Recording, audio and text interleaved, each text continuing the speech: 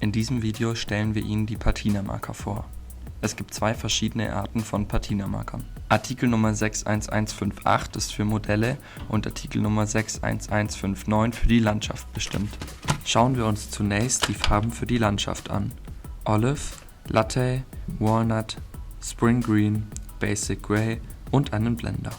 Der Zweck des Blenders ist es, Ränder und dünn aufgetragene Verwitterungen zu glätten. Im Set für Modelle sind folgende Farben enthalten: Stone, Yellow Ochre, Dark Brown, Navy Blue, Warm Grey und Leaf Green. Alle Patinamarker besitzen zwei Spitzen.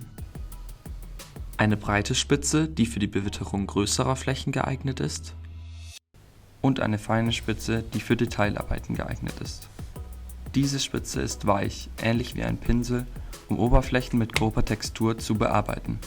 Dieser Patinamarker ist besonders für die Bewitterung von Lasercut-Sets geeignet. Hier sehen Sie einen Zaun aus dem Set Bretterzaun mit der Artikelnummer 14230. Ein solcher Zaun ist in der Regel am Boden eher dunkler aufgrund von Schimmel und Pilzwachstum.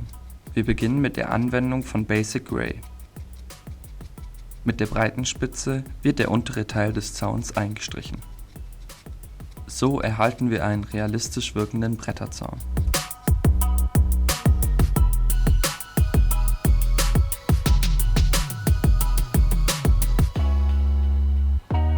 Die Übergänge zwischen den bemalten und unbemalten Bereichen sind jedoch etwas zu hart. Daher verwenden wir nun den Blender, um einen leichten Übergang zu erzielen.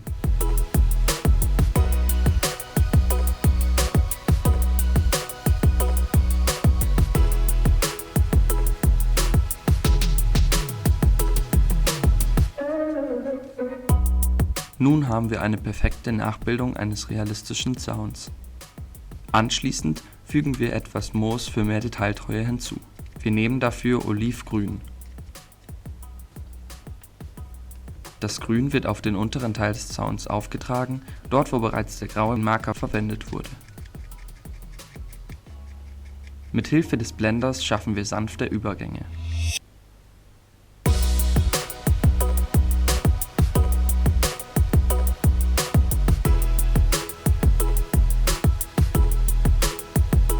Unten sehen Sie den Originalzaun aus dem Set, oben unser Ergebnis.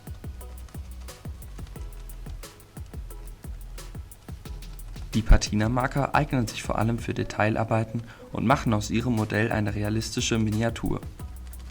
Mit dem Olivgrün erhält das Flussufer nahe der Wasseroberfläche eine dünne Schicht realistisches Moos. Dieser Effekt wäre ohne Marker nur schwer zu erzielen.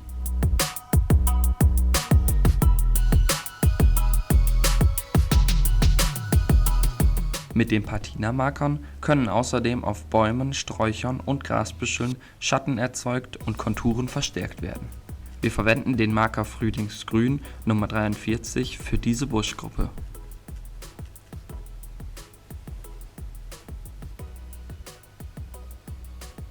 Jetzt heben sich die Büsche besser voneinander ab. Vielen Dank fürs Zusehen. Wir wünschen viel Erfolg mit den Patinamarkern.